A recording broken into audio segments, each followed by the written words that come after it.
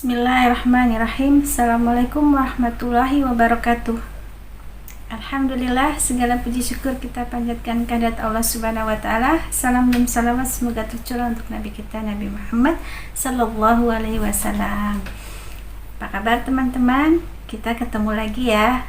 Insyaallah kali ini kita akan belajar makhrajul huruf yang bagian tenggorokan. Nah, pertemuan sebelumnya kita bahas yang pertama ya, bagian tenggorokan yang pertama yaitu aqsal halq, yaitu huruf-huruf yang keluar dari pangkal tenggorokan atau bawah tenggorokan. Nah, sekarang kita belajar makhrajul huruf dari tenggorokan yang bagian kedua yaitu wastul halq atau tengah tenggorokan. Jadi dari bawah naik sedikit, nah atau ke depan sedikit. Nah, itu adalah wastul halq. Huruf-hurufnya apa saja? Yang pertama adalah huruf ain. Yang kedua adalah huruf ha. Kalau biasa kita sebut adalah ha kecil ya. Kalau yang kemarin kan itu ha atau H besar. Nah, sekarang kita belajarnya yaitu yang di bagian tengah ada dua huruf, yaitu huruf ain dan huruf H.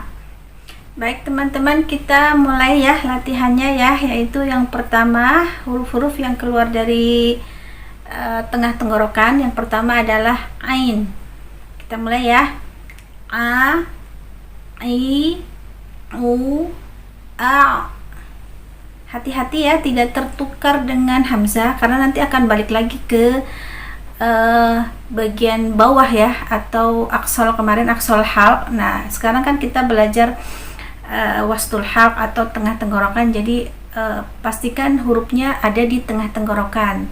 Kita ulang lagi ya. A, I, U, A. Nah, itu. Jadi huruf ain usahakan berbeda dengan huruf hamzah. Kalau misalkan sama berarti belum betul ya. Posisinya naik lagi dari yang kemarin paling bawah, sekarang naik lagi. A, I, U, A. Ya, jadi tidak masuk ke hidung ya. Hati-hati karena banyak di antara kita yang ketika mengucapkan huruf ain itu dia masuk ke hidung. Jadi dia posisinya ada di tengah tenggorokan. Lanjut yang kedua ya, huruf H. Kita latihan ya teman-teman. Ha, hi, hu, ah. Nah, jadi dari istimewanya huruf H itu dia seperti ada desis gitu ya. Jadi kayak nafasnya itu benar-benar keluar. Ha, dan dia bersih ya. Ha, hi, hu, ah. Nah, ketika mengucapkan ha, usahakan dia tidak ada gitu ya. Jadi dia benar-benar bersih. Jadi memang letaknya itu dekat sekali dengan sama dengan ain, a, ha. Nah, itu sama ya di situ. Nah, nanti kita akan coba latihan huruf H dan huruf ain. Kita coba huruf ain dulu ya. A, I, U, ba, U, an, ani, a'na, minal, mu'ni, ma'i, an, ani, a. Sekali lagi.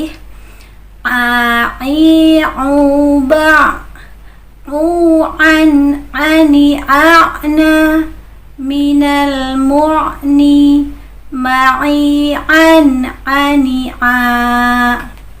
Seperti itu ya teman-teman cara kita melatih huruf ain. Jangan capek-capek, kita memang harus sering latihan karena supaya huruf-hurufnya pas, karena setiap huruf itu dia punya tempatnya masing-masing. Jadi tidak boleh tertukar ketika mengucapkan ain, tidak boleh ada di pangkal tenggorokan, tapi dia posisinya ada di tengah tenggorokan.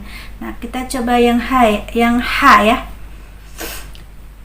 Ha, hi, hu, bah, hu, han, hani, hahna, minal, muhni, mahi, han, hani, ha. Sekali lagi.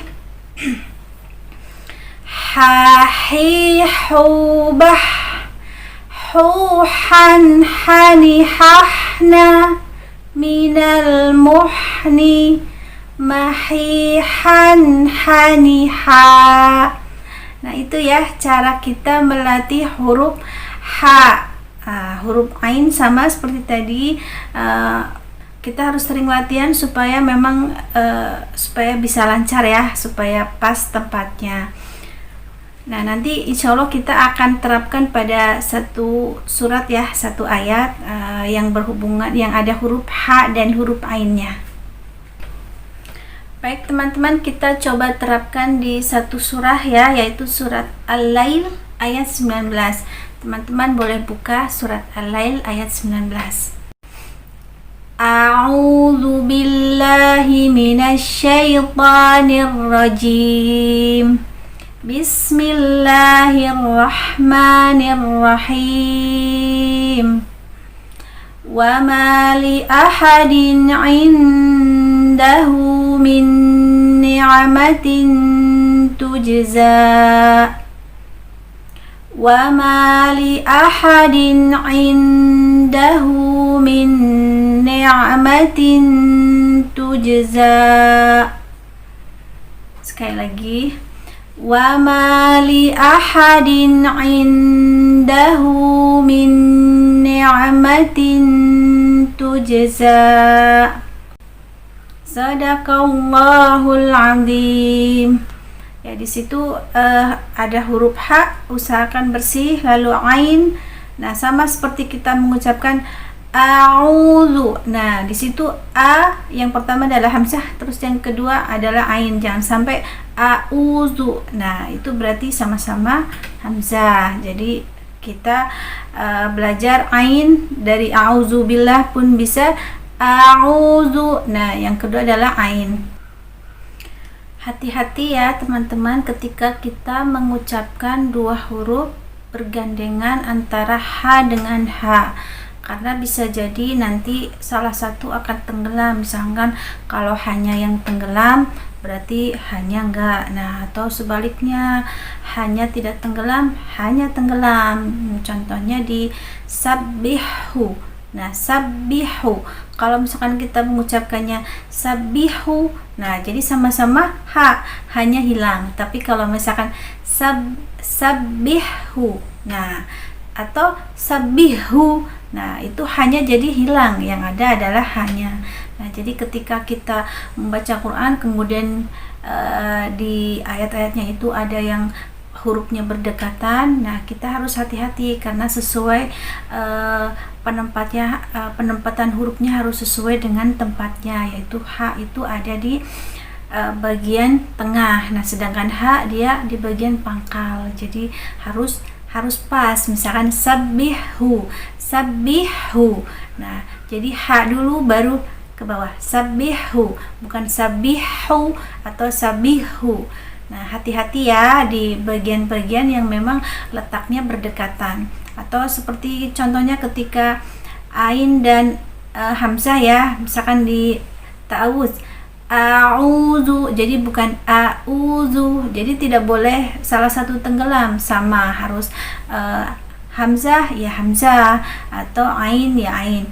A'udzu, nah a'udzu tidak boleh a'udzu dua-duanya Ain, tidak, tapi yang satu hamzah, yang satu adalah Ain.